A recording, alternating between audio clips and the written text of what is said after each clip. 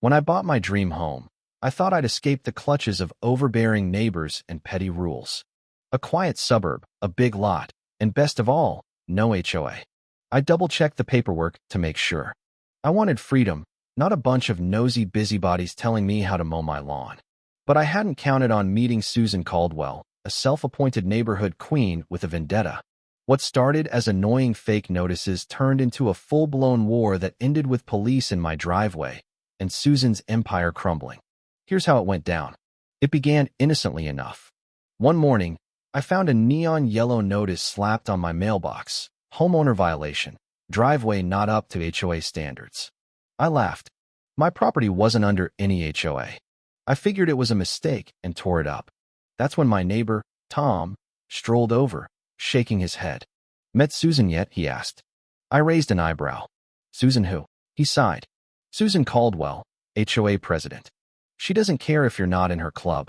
If she doesn't like your vibe, she'll make it her mission to fix you." That afternoon, I got my first taste of Susan's reign.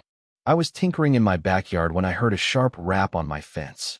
A woman in a crisp blazer, clutching a clipboard like a weapon, stood there with a smile that screamed trouble. "Hi, I'm Susan Caldwell, HOA president," she chirped. "You must be the new guy." I wiped my hands on my jeans. "Yeah, and you are?" Her smile tightened. "I'm here to discuss your property. Your fence is 2 inches too tall." I crossed my arms. "I'm not in your HOA, Susan." She didn't flinch. "Well, we like to keep the neighborhood uniform. Some folks have complained." "Who?" I shot back. Her eyes flickered. "That's not the point. We just want harmony." I smirked. "Take your harmony and leave." She stormed off, but I knew this wasn't over. The next day, another notice was taped to my door: non-compliance with community standards. Correct immediately or face HOA action. I rolled my eyes, but then I stepped outside and froze. Susan and 2 goons from her board were in my driveway, measuring my fence like they owned the place. "What the hell is this?" I barked, storming over. Susan turned, all smiles. "Just ensuring compliance." I pointed to the street.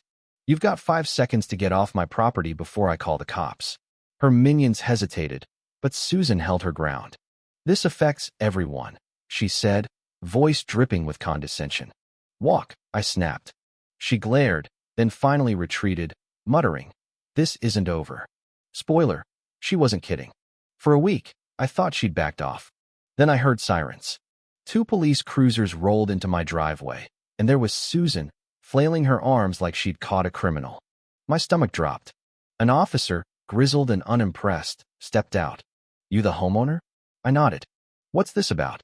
Before he could answer, Susan jumped in. "He's trespassing," she shrieked. "This land is HOA property, and he won't leave." I blinked. "Trespassing? On my own land?" The officer frowned. "Got proof of ownership?" I nodded. "1 second." Susan smirked, pulling out a folded map. "This property was annexed by the HOA last year." "He's squatting." The officer studied her map, then looked at me. I handed him my deed. He compared the 2, and his face hardened. "Ma'am, this deed says this land is private. Your map's fake." Susan's jaw dropped. "That's impossible." The officer's eyes narrowed. "Did you forge this?" She stammered, then pivoted. "Fine, but he threatened me." I felt unsafe. Before I could respond, Tom appeared. "Officer, that's a lie. I saw it all. He just told her to leave." Susan's face turned purple. The officer sighed. "Ma'am, filing a false report is a crime. Turn around." Susan froze. "You can't arrest me." Handcuffs clicked. "You called 911 with a lie," he said, unmoved.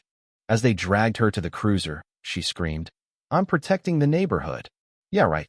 But Susan wasn't alone. Her board members, Greg and Diane, ran up, sweating. "Officer, this is a mistake," Greg pleaded. I crossed my arms. "Oh, this'll be good." The officer turned.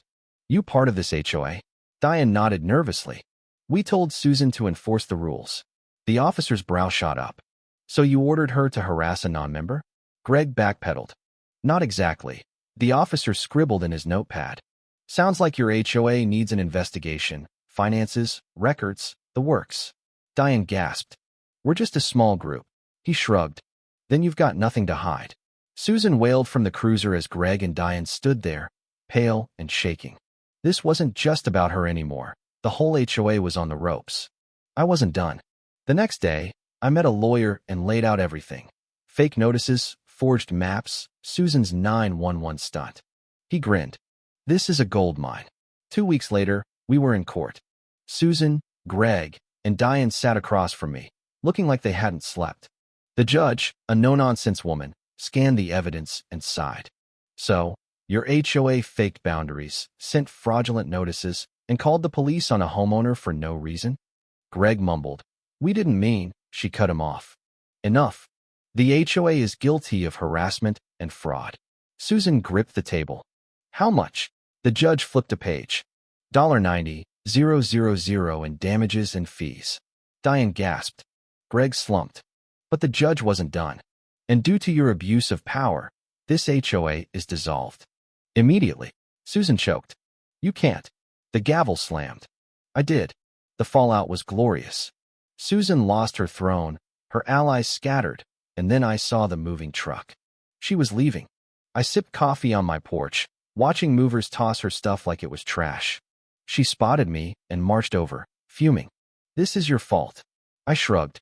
Maybe follow actual laws next time. She screamed, stormed to her car, and peeled out.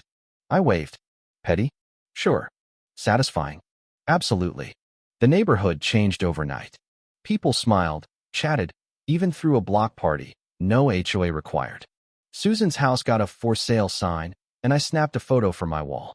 A reminder, don't mess with someone's home. Susan thought she ruled the block. Now she doesn't even live here. What do you think? Was I too harsh, or did Susan get what she deserved? Drop your thoughts in the comments, especially on how far you'd go to protect your space. Let's get this debate going.